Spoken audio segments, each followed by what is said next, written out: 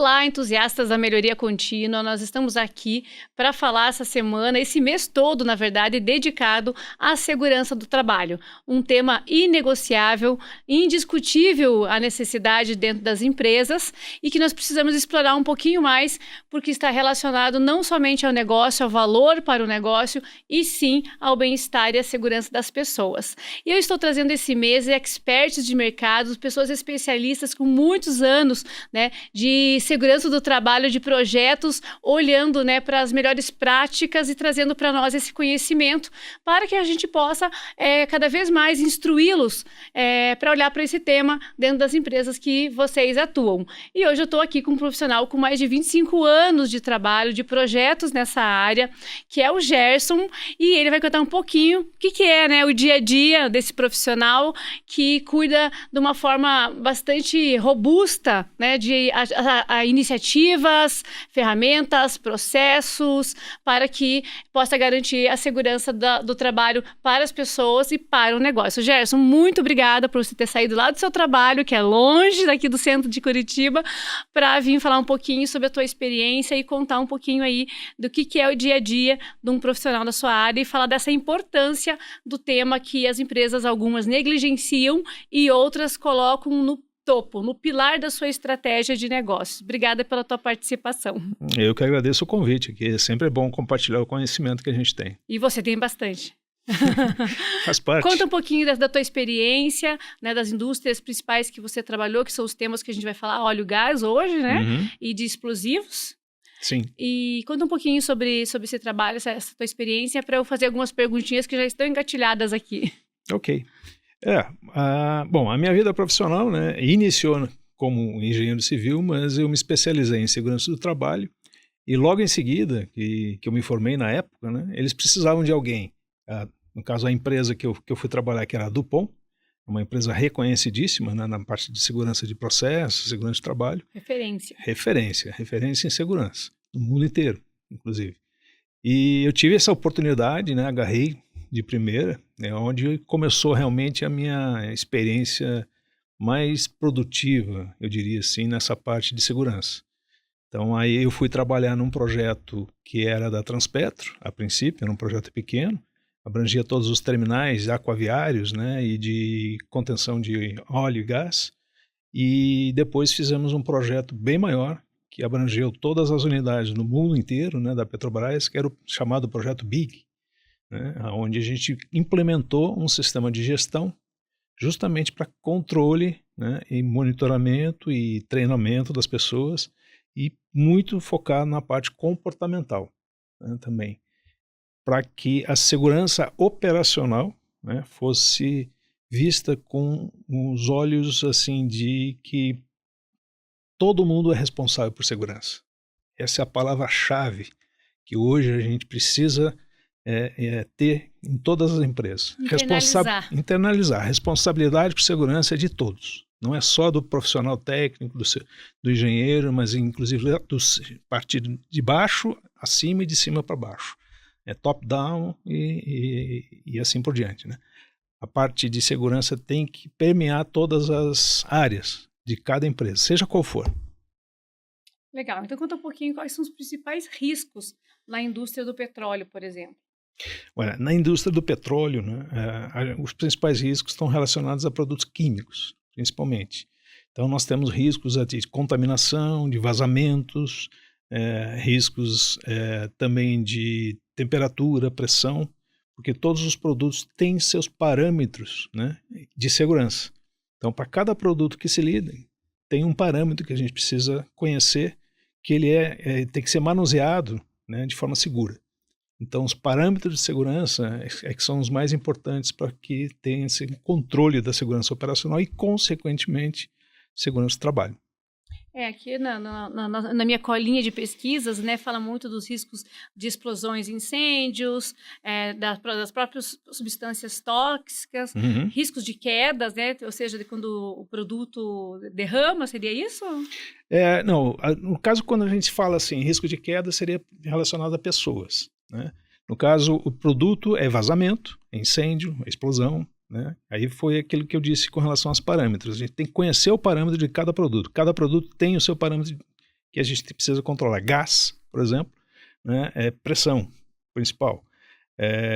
Petróleo, né, é inflamabilidade. Então, são parâmetros que a gente precisa conhecer para poder fazer o controle operacional.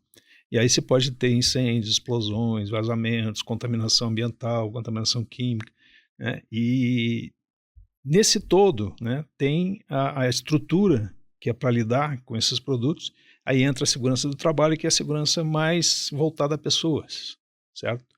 E nessa parte aí que às vezes o pessoal confunde também, né? Às vezes, não, mas segurança do trabalho tem que ser responsável por tudo. Só que a parte de processo, né, é muito mais ampla.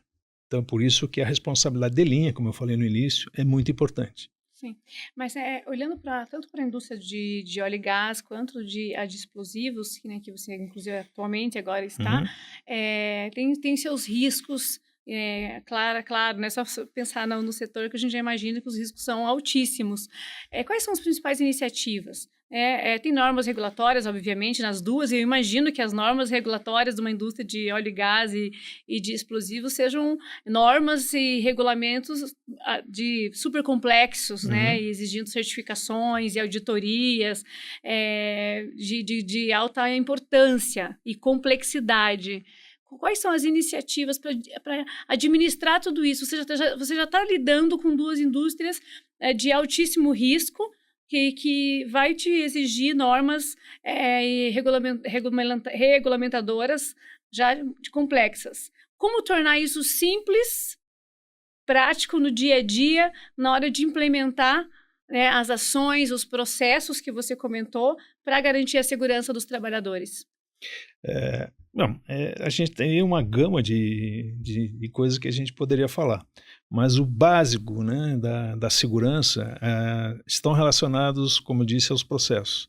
Então, normas relacionadas à parte de óleo e gás, né, existem as normas da ANP, né, que hoje são 16 diretrizes, se não me engano, que regulamentam a gestão dessa indústria, tanto na parte de exploração, quanto na parte de transporte e a parte de beneficiamento, né, até chegar ao posto de gasolina, né, um combustível, um óleo, alguma coisa assim.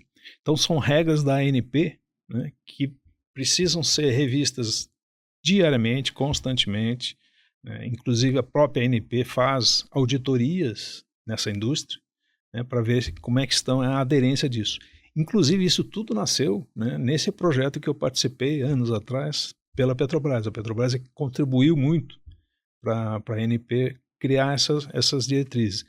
A própria Petrobras tem normas internas, né, que seguem as regulamentações internacionais, não somente as brasileiras, que também vêm a alimentar essa parte de segurança das indústrias.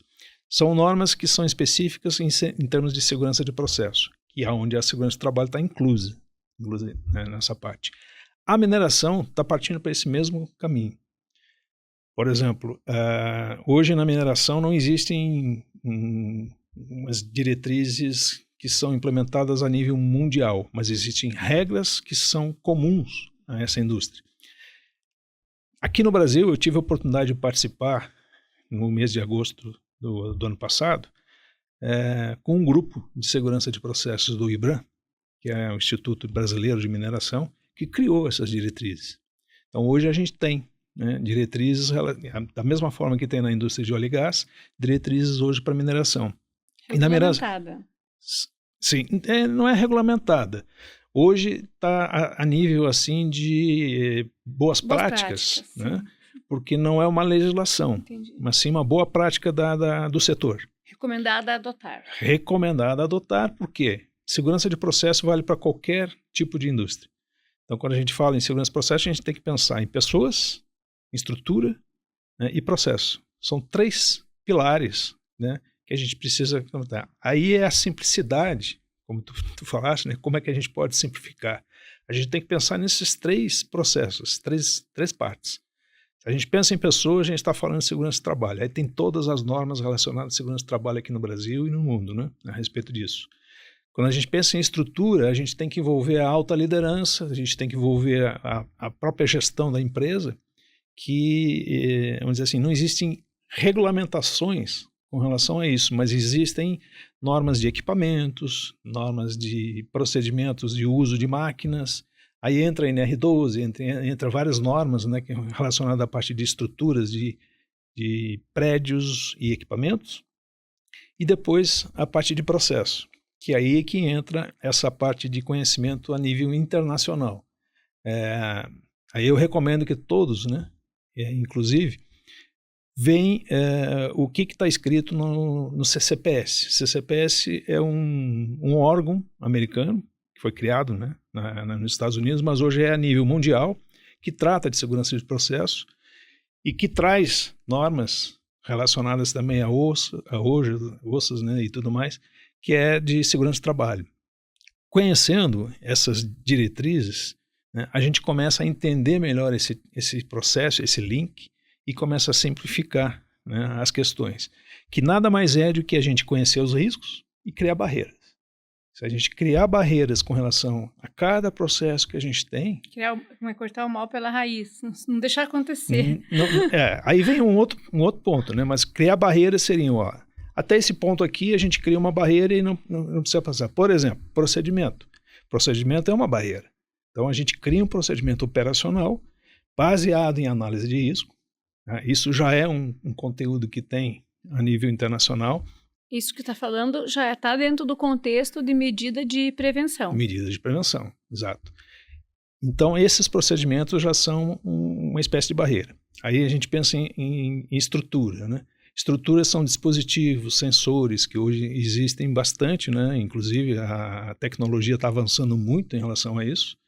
A própria inteligência artificial hoje está ajudando muito também a criar sistemas onde a falha humana pode ser antecipada, né, e pode ser até eliminada, porque a própria inteligência artificial pode parar um processo, né, quando tiver algum problema vamos dizer assim, na estrutura, no equipamento ou coisa parecida.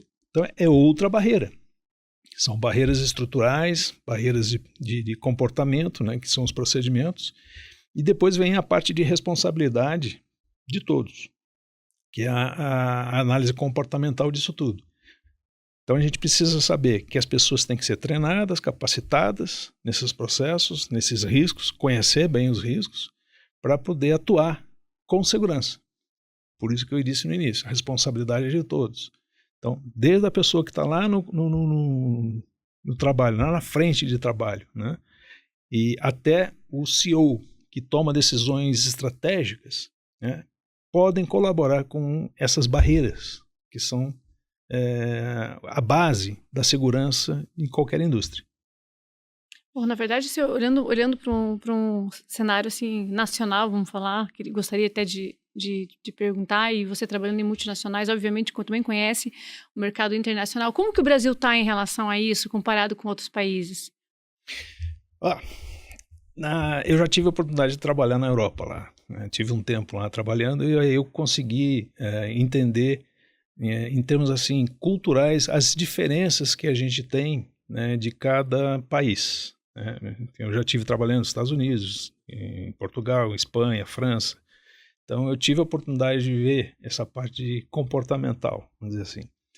Eu diria o seguinte, que os processos eles avançaram muito, né, na Europa, nos Estados Unidos. Mas a absorção disso, né, o Brasil é muito mais rápido, vamos dizer assim, em termos de aprendizado. Tem avançado bastante, né, tanto que o grupo que eu trabalhava na empresa que eu iniciei essa parte aí, né, foi convidado, inclusive, para implementar o que a gente fez aqui no Brasil, lá na Europa, e treinar as pessoas de lá. Então, isso foi realmente algo... Sim, fantástico, né? Assim, a gente tem aquela ideia, pô, mas lá na Europa tudo é melhor. Sim. Né? Na verdade é o seguinte, lá tem equipamentos que são mais avançados, sim, tem processos, né, que já passaram por vários acidentes catastróficos, né? Se a gente for analisar, por exemplo, acidentes que ocorreram no mundo inteiro, na parte internacional, né, a gente vai ver que tem acidentes tanto na Ásia, na África, nos Estados Unidos, né, que são catastróficos. Então, esses aprendizados, né, eles tiveram mais cedo que a gente. E a gente vem absorvendo isso. Então, quando a gente traz essa parte de conhecimento de segurança de processo, a gente já traz também aprendizados de acidentes. E isso torna o Brasil, eu diria assim, que está quase praticamente caminhando junto, em termos de processo, né, a qualquer outro país. A diferença de cultura é aí que entra a parte também de a gente analisar como escrever e como treinar, né, os procedimentos. Se a gente pega um procedimento da Europa lá para treinar um brasileiro, pode não dar muito certo, porque o brasileiro, dependendo do processo, ele precisa de um pouco mais de explicação. Já na Europa, lá a gente escrevia os procedimentos conforme a gente escrevia aqui no Brasil e o pessoal dizia, não, mas isso aqui o pessoal já sabe, não precisa escrever isso, não precisa escrever aquilo. E a gente ficava meio assim. Não, sabe, mas não faz. Ou não é tão rápido, né, no processo. Não é tão rápido. Então tem essas diferenças. Porém, tem suas vantagens e desvantagens. Na Europa, o pessoal é muito disciplinado. Né, aprendeu uma vez, vai fazer bem feito. Aprendeu uma vez e procura fazer bem feito. Aqui no Brasil, o pessoal é muito criativo. Aprende rápido, mas não tem consistência. Aprende rápido, não tem consistência e tem aquele jeitinho brasileiro, sabe? Sim. Que assim, não, mas eu fazia assim há 20 anos. É aquela história que a gente conhece na segurança do trabalho. O pessoal dá aquela desculpa, não, mas eu já fazia assim há 20 anos, sempre deu certo, por que eu preciso fazer dessa forma? E aí essa é o desafio, né, dos profissionais de segurança, hoje, principalmente aqui no Brasil, também lá fora, né? É saber convencer, é saber fazer com que a pessoa que está aprendendo, está sendo treinada em termos de segurança, ela se convença de que aquele risco é importante para ela, para a família dela, que ela precisa voltar para a família. Então, esse poder de convencimento, eu diria que seria uma habilidade hoje que as indústrias estão procurando nos profissionais de segurança. Né? Não é aquele profissional de segurança que está sempre ligado à legislação, tem que usar EPI. Isso aí é aquilo que é o básico, né, que se aprende, né? Mas não é isso que as indústrias hoje estão procurando. Estão procurando profissionais que saibam conversar, sabem convencer, né, de uma maneira proativa de que a segurança é importante. Na verdade, tem assim, as habilidades, né, uma metodologia de conscientizar, né? De conscientizar. De ter êxito e conscientizar.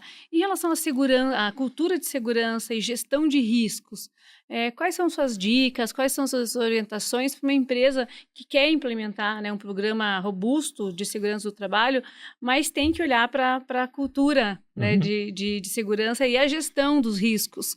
Quais são as suas orientações? Quais são suas orientações? O que você já fez que deu certo? Conta também o que você fez que não deu certo. Tentei fazer tal coisa numa empresa X do tal segmento, não deu certo, tivemos que dar um passo para trás.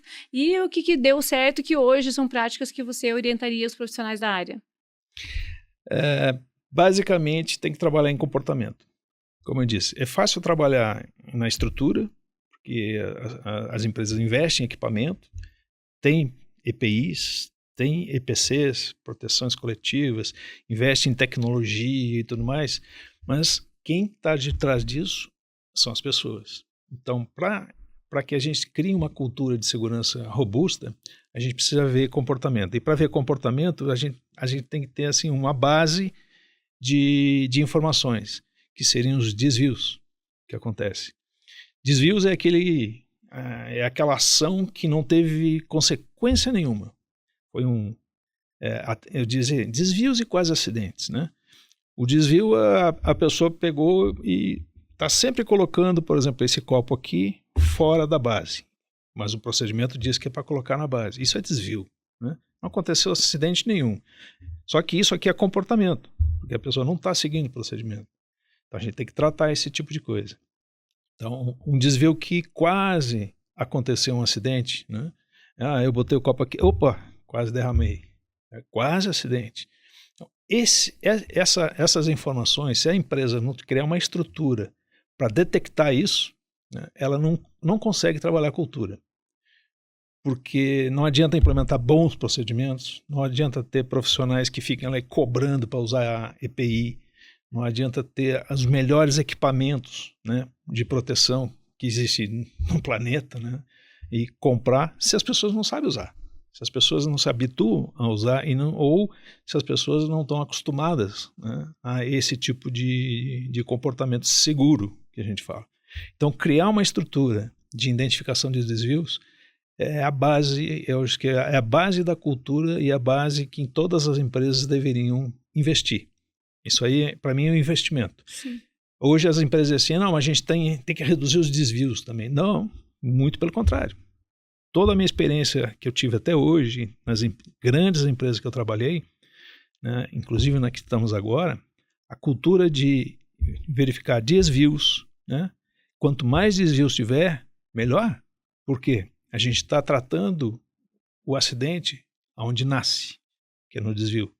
Então, o nascedouro de um acidente, isso é um líder que eu tive, né, que eu aprendi muito com ele, sempre dizia isso. O acidente nasce onde se comete um desvio. Se a gente for investigar, parte de investigação de acidente, a gente sempre diz, mas sempre houve vários desvios relacionados àquilo. Aí um dia aconteceu o acidente. Então, quanto mais desvios tiver, melhor. Porque a gente, e outra, se a gente tratar esses desvios, né, não adianta também só identificar. Então, a gente tratando isso, são as empresas que hoje existem aí que dizem, tenho 0 acidentes com afastamento há 5 anos, há 10 anos, 15 anos. É possível, tá? É realista. Tem algumas pessoas, às vezes, alguns artigos que falam, não, mas esse negócio de pirâmide de acidente não vale, por causa que é muito empírico. Não é empírico. Tem que saber trabalhar. Então, a base, essa pirâmide, né, que a gente trabalha hoje, várias indústrias trabalham, inclusive Petrobras, né, e as indústrias da mineração hoje também estão adotando esse tipo de conceito. A base da pirâmide é os desvios e quase acidentes. E você falou bastante do desvio, né, que é a cultura de evitar o desvio. Quais são as ferramentas ou metodologias que mais se utiliza para evitar desvio? Eu não diria que é a cultura de evitar desvio, é a cultura de identificar. Tá. Porque uma coisa que a gente precisa ter ciência no seguinte, risco. O homem, né, o ser humano, é falho. Ele vai falhar. Todo mundo falha. Eu, como profissional que já estou assim, às vezes me encontro cometendo alguns desvios. Esse é normal do ser humano. Porque a gente se distrai em algum momento, a gente tem tantas atividades para fazer que às vezes a gente, para um pouquinho, eu não devia ter feito assim, né? Então, só dessa vez, só dessa vez vou fazer desse jeito. Exatamente só dessa vez. Não é possível que dessa vez aconteça o problema, né? E aí esse é o desvio. Mas é importante a gente saber conhecer que ferramentas que você poderia indicar ou sugerir, né, que você tenha utilizado, que você utiliza agora para evitar desvios. Que metodologia? É uma metodologia, uma ferramenta? São treinamentos? O que a gente tem, que eu participei, né, de implementação pelo mundo todo, né, aí é o conceito, primeiro, que tem que ser absorvido pela empresa. O conceito de que a identificação e tratamento de desvios tem que existir. O software, existem hoje vários softwares que atendem o mercado com relação a isso, inclusive empresas globais, né, onde tem-se toda a estrutura de um software para que isso seja feito. Porém, cada empresa tem sua cultura, cada empresa tem seu produto, né, e às vezes precisa ser criada assim, uma estrutura adequada ao tipo de processo. Você se refere ao sistema de gestão, por exemplo? Sistema de gestão. O modelo de gestão? Modelo de gestão. Cada empresa tem um modelo de gestão, obviamente, isso implica bastante nas escolhas que essa empresa vai fazer em relação a métodos e ferramentas. Isso, aí o método de ferramenta, existem vários tipos de análise de risco, né, FEMEA, RASOP, APR, né, o próprio checklist e outras coisas mais, são ferramentas que são utilizadas. Tem umas que tem preferência por um ou por outra, né? Mas nesse caso aí, tanto faz. Mas o conceito de que tudo tem que se nascer a partir de uma identificação de desvios, isso tem que existir. E aí o software hoje, né, eles estão trabalhando já com uma forma assim, adaptativa. Eles fazem o conceito, né, que é global, e cada indústria ou cada empresa, né, pode implementar essa mesma ferramenta, mas adaptada à sua cultura. Mas, por exemplo, eu trabalhei por um bom tempo na Petrobras, eles mesmos tinham um departamento de TI, que eles mesmos desenvolveram um software próprio. Então a Petrobras hoje tem um software próprio que faz isso. Na empresa que eu estou hoje, de explosivos, né, também da mesma forma. ela optou em criar um software próprio.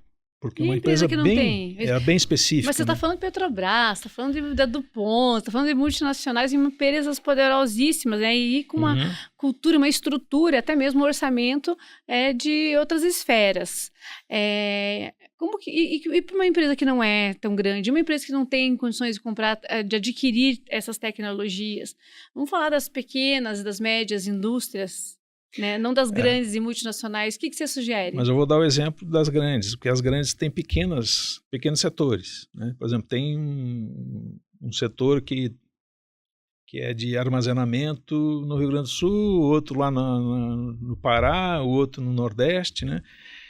A gente começou implementando através de um Excel, uma planilha Excel de controle. Né? Só que o conceito, né, deveria ser igual para todos. Então a gente criou uma planilha onde existia um padrão de identificação e um padrão de avaliação.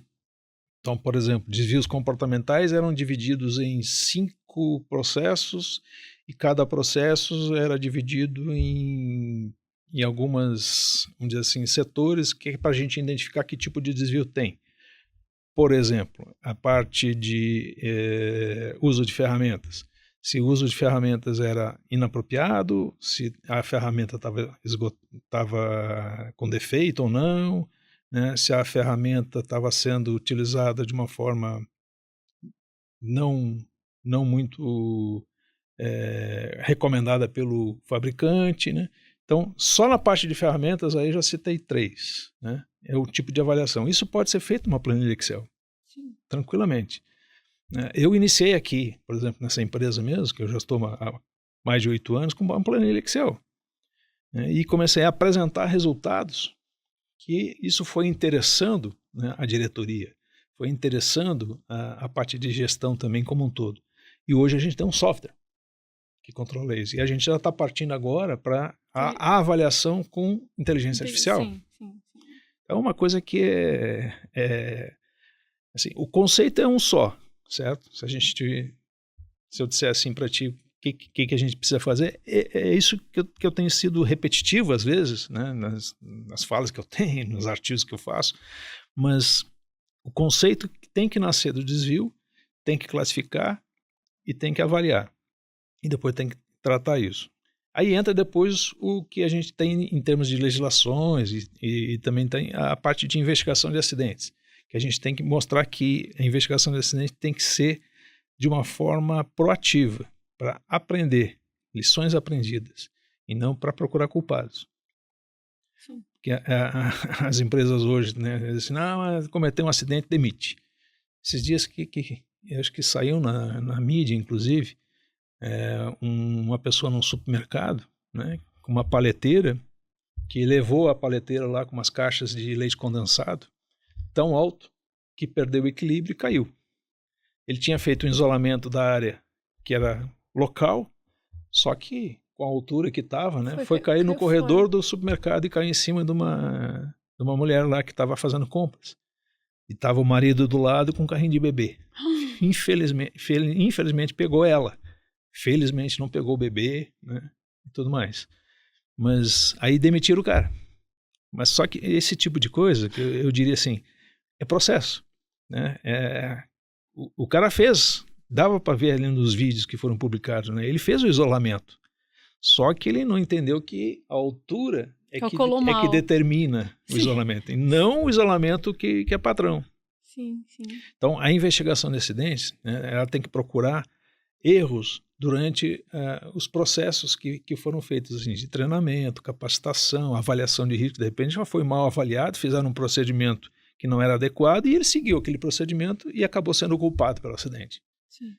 Perdeu o emprego de não, obviamente, intencionalmente, né? Tem uma atitude intencional de causar um acidente de trabalho. E dentro falando em custos, fala-se muito sobre isso, né? Quais são os investimentos para criar um programa de segurança de trabalho? Os investimentos, assim, na minha opinião, né, pelo que eu vejo nas empresas, não é um investimento dispendioso. A gente não está falando de inteligência artificial, isso, de criação de software. Sim. Eu estou falando de atitude, de iniciativa, de priorização, nem que seja com pequenos treinamentos semanais, mensais. É um custo alto para se implementar? Não. Porque vamos pensar o seguinte, vamos pensar em custo e investimento, né? Porque se você está falando, vou implementar um sistema sério de gestão de risco, né, de cultura de segurança do trabalho e gestão de riscos, você, obviamente, está fazendo isso também pensando do que eu vou evitar de prejuízo, né? Com certeza, porque toda empresa quer ter lucro, né? Então, toda empresa pensa nisso. Mas, como eu disse, né, eu comecei nesses projetos tudo, a gente implementando uma planilha Excel, né, com uma certa cultura. Isso não custa nada. Né? O que custa? Tempo. E a gente programa, né, ao longo do tempo, inspeções, auditorias comportamentais, auditorias de processo. Né? Então, o que a gente gasta mais? É tempo para parar e vestir o capacete de segurança, literalmente, né? E olhar com olhos de segurança aquele tempinho. Pode ser meia hora, pode ser 15 minutos, né? Às vezes até o próprio DDS é uma ferramenta que a gente utiliza para que a gente viu e alguma coisa lá, e a ferramenta é para divulgar, treinar. Né? Hoje existem ferramentas que são, a nível mundial, que a gente chama de VCT, né? Que para mim é uma das ferramentas mais eficazes que tem, que é a verificação do ciclo do trabalho, que lá nos Estados Unidos chamam de JCC, Job Cycle Check, que simplesmente é pegar o procedimento e ver o cara trabalhando. E a gente faz aquela comparação. Né? Observação. Por que não seguiu o procedimento? Por causa que assim é melhor de fazer, então tem que mudar o procedimento. Ou então assim, por que não seguiu o procedimento? Eu não sabia. Então foi falha no treinamento. Por que não seguiu o procedimento? Porque eu acho que assim é melhor, mas o procedimento aqui diz que é para fazer isso. Aí corrige o comportamento. O que custa fazer isso? E é um trabalho constante, né? É simples, mas é constante. Não custa nada. Sim. Porque a gente não para o trabalho, a gente não para a atividade para botar a pessoa dentro de uma sala de aula, né? Como se diz assim, tem que dar treinamento, tem que parar a produção, tem que parar isso. Não precisa. A gente pode fazer esse mesmo processo de avaliação comportamental, de inspeção, de treinamento, tudo isso com uma ferramenta só, como eu disse, né? Isso não custa nada. Então, implementando ferramentas desse tipo, né, com certeza o pessoal vai ter resultados bem mais rápidos, mais precisos, né? E depois, sabendo avaliar isso, mesmo que seja numa planilha Excel, numa forma manual, né, também não custa nada. É o tempo que a gente coloca nisso para poder trabalhar junto com os empregados, foco, né? colaboradores. Foco, né? Se você coloca foco, você vai ter que dedicar um tempo para isso, né? Exatamente.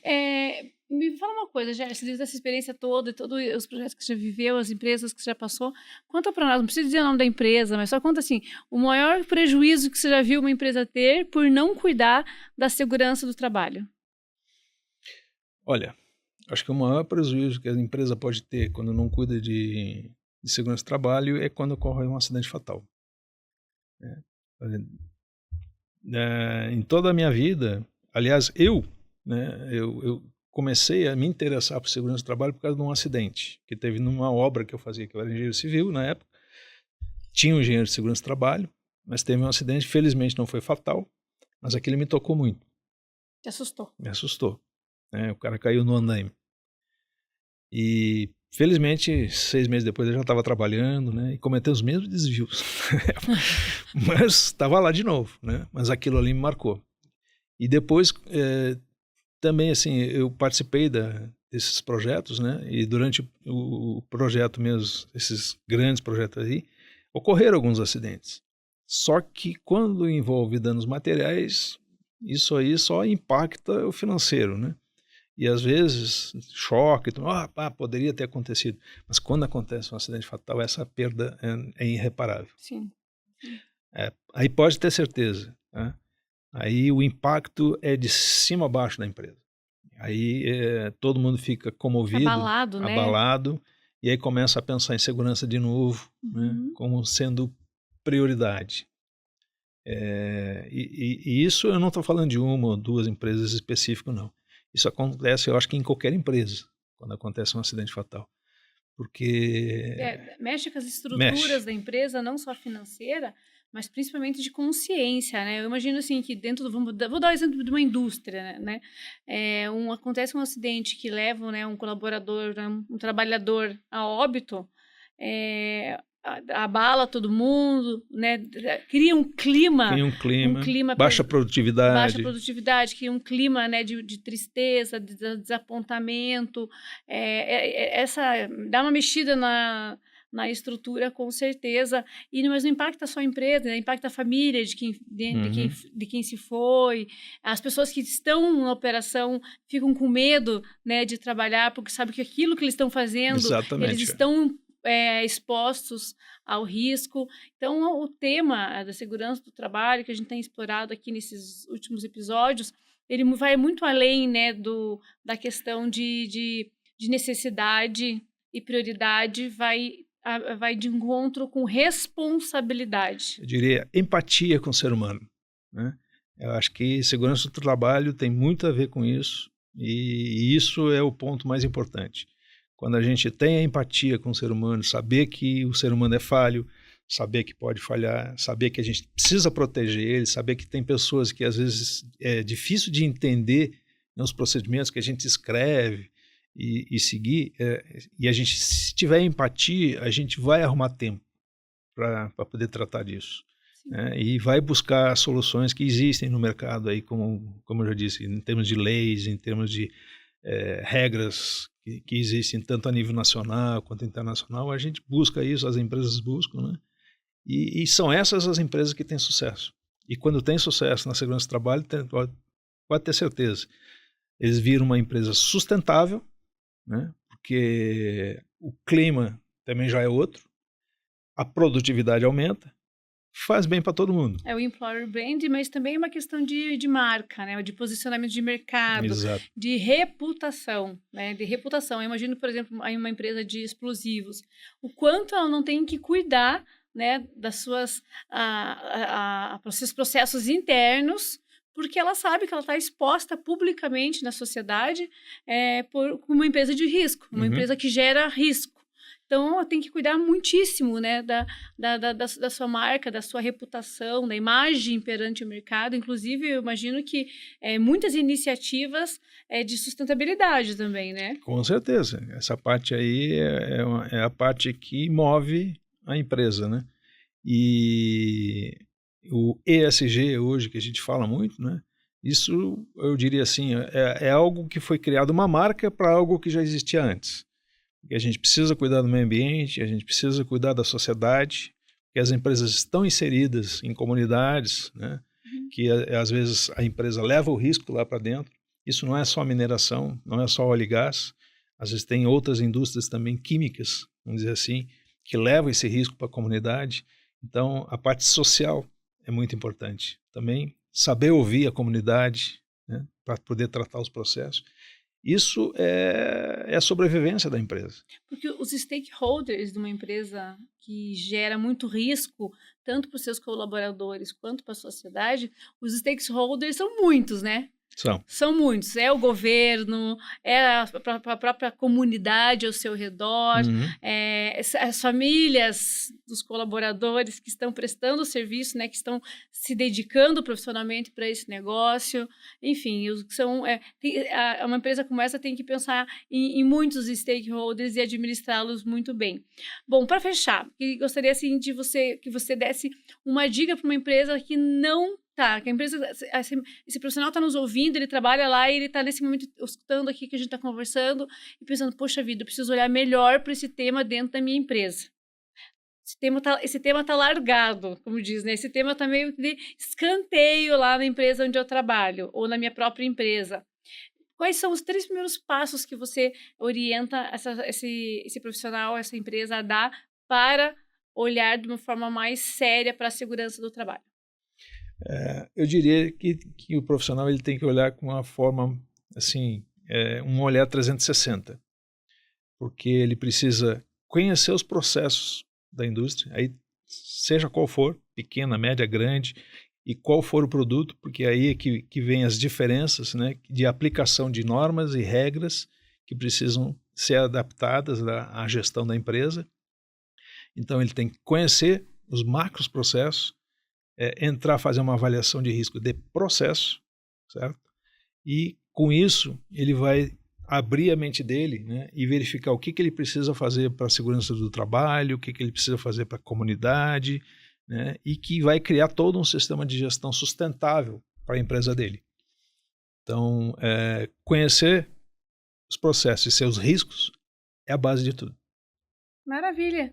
Muito obrigada pela tua participação, Gerson. Obrigada por compartilhar a experiência, pelas orientações. Eu que agradeço. Pelos alertas, por compartilhar essa experiência enriquecedora num tema muitíssimo importante que eu concordo que tem que estar, né, é a minha opinião, e eu vejo que tem empresas que colocam isso no principal pilar, né, de gestão estratégica de um negócio, por todos esses motivos que a gente trouxe aqui. Obrigada por você ter dedicado seu tempo e compartilhar essa experiência. Eu agradeço a vocês que nos acompanharam até agora, vieram até o fim desse podcast para falar sobre segurança do trabalho, que vai muito além da estratégia do negócio, e sim a empatia, né, o cuidado pelas pessoas. Eu te vejo no próximo episódio do Vem Pro Gemba.